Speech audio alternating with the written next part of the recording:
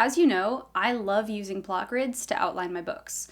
And I just found out that I can actually make them in Scrivener. I did some digging to figure out how to do this, and I'm pleased to say that I have. So in this video, I'm going to share with you exactly how to make plot grids in Scrivener so that you don't need to toggle between Google Sheets or toggle between Scrivener and Excel if you already write in Scrivener and you want to use the plot grid method. If you don't already know what a plot grid is, that is your loss, and I have made videos on my channel breaking down exactly what a plot grid is and how to apply it.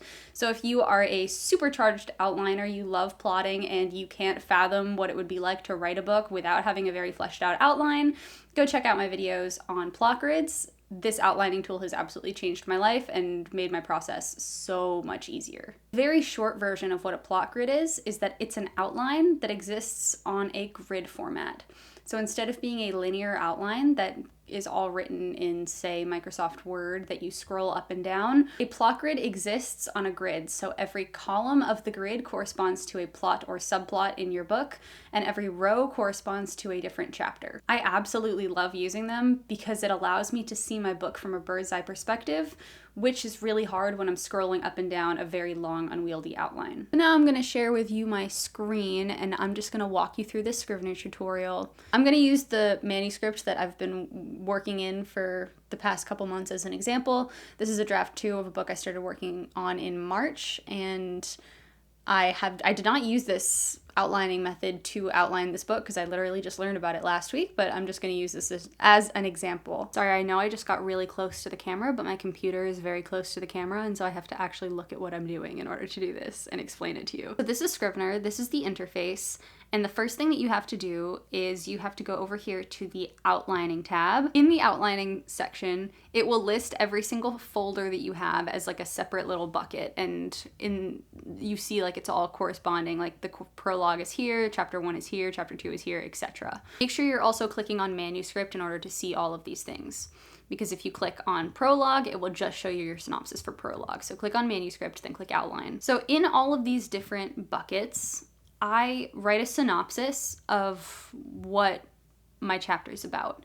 So in this prologue, this is what happens in this chapter. In this chapter, this is what happens in this chapter. And so when I go to the Scrivener outline feature, it will list all of those little synopses that I wrote for each one of my chapters. So this is all fine and dandy, but how do I make it into a plot grid? The super cool thing you can do is by clicking on this, you can choose which columns here you actually want Scrivener to list. So here it like by default comes with some of them checked off, like label, status, section type, keywords, whatever. None of these have ever been helpful to me. So we're gonna just go ahead and uncheck all of those things. And then if you scroll down here to custom columns, you can create your own columns for your plot grid. So let's say that I wanted to create a column keeping track of the time and the time that something happened. I wanted this to be a text thing, so you can also have it be a checkbox or a list or a date, but in a plot grid, I always type everything out, and so I want them all to be text boxes. So I'm going to click text, how I want it to be aligned, whether I want to wrap text, if I want to color the text in any way. Maybe I want all of the time to be green, so I'm going to change it to green, and then I'm going to click OK. And then whichever ones I want to show, I can now go down here, and you see in my drop-down menu, time is an option, and so is invisible layer.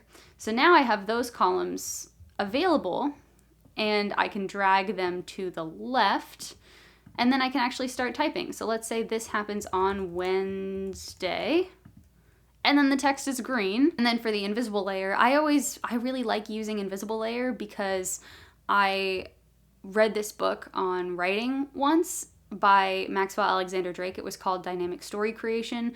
It was one of the best books on writing I've ever read in my life, and he broke down stories as having a physical layer, which is what actually happens, and an invisible layer, which is how the story interacts with the thematic story question.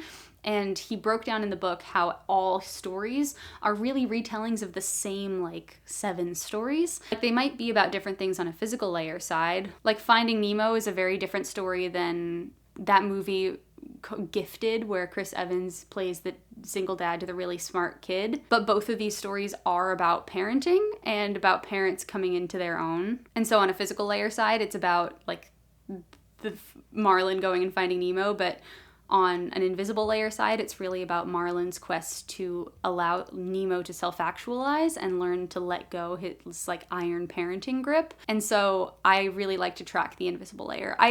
That's like a really rough explanation of what I mean, but I've made other videos where I've interviewed Maxwell Alexander Drake like in depth about all of these topics.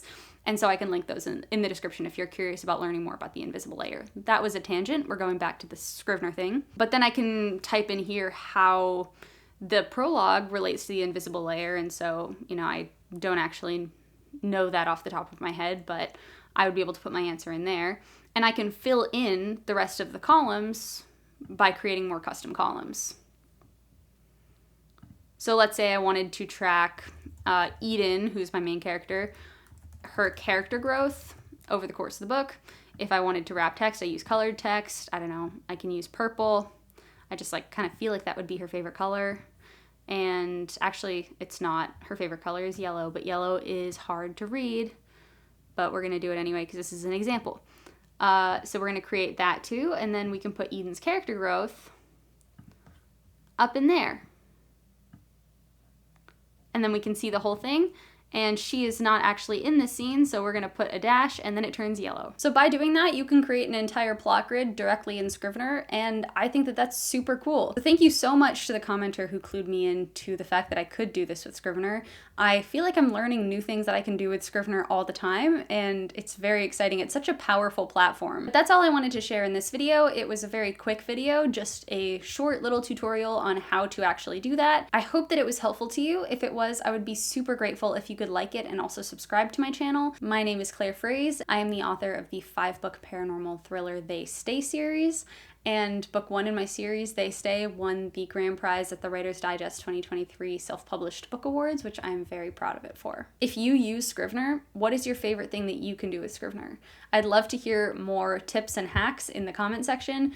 I am pretty basic with how I like to use Scrivener, but this is going to level up my Scrivener game, and I'm going to make my next plot grid probably directly in Scrivener and see how it goes. The only thing that is tricky about this is that you can't do like multiple sheets. Like one of the things that I do when I make plot grids in Excel is I make a separate plot grid for every single draft and every single revision. And so I keep that as like a separate tab for all of the different ones, and I have that under one file.